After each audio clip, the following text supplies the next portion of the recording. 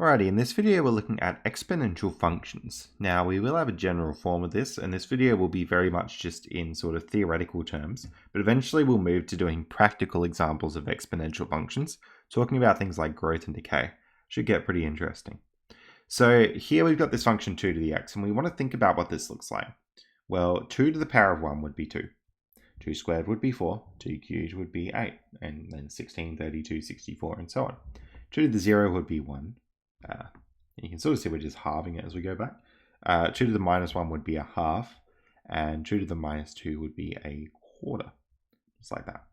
So essentially what we can do is we can graph this. So at 1, we should be at a height of 2. At 2, we should be at a height of 4. And at 3, we should be at a height of 8. So then at 0, we should be at a height of 1. And it sort of goes up something like that. And then it levels back off down here until it gets very flat. This is the function y equals 2 to the x. And we can sort of play around on Desmos and graph this as well. And you'll see that it's got pretty much the same shape. If I look at y equals 3 to the x, that's going to be growing a lot faster. And we can start making adjustments here. So maybe if I look at y equals 2 to the power of x,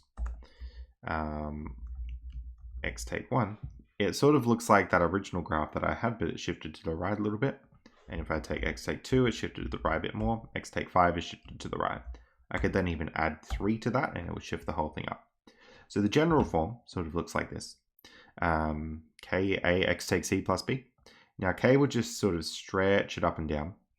A itself will change like how steep it's going. It's sort of similar to the K value. It's a bit weird. Really importantly, if A does get in between 0 and 1, you actually have exponential decay.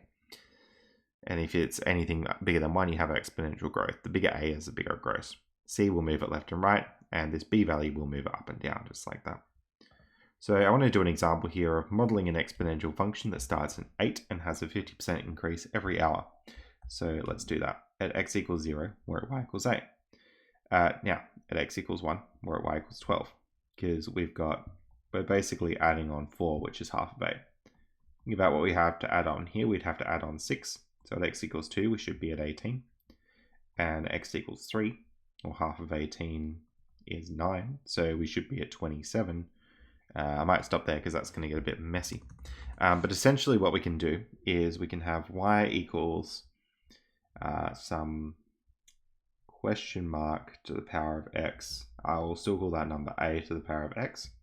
And it turns out that number has to sort of be 1.5.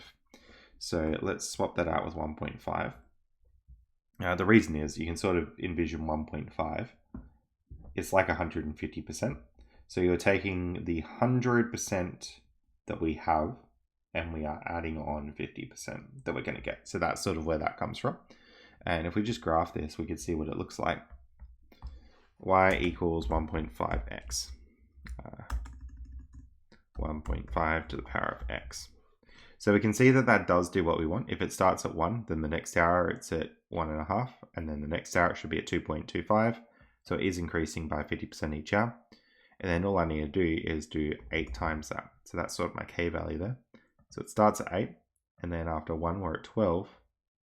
There we go. And then after 2 minutes we're at 18, which is what we wanted. And then after 3 minutes we should be at 27, which is also what we wanted. You want to keep going, then after 4 minutes, we get up to 40 point something like that. There we go, 40.5. So that's pretty much what we wanted. So it's going to be 8 times 1.5x. If you like to relate it to your other letters, k equals 8 and a equals 1.5 there.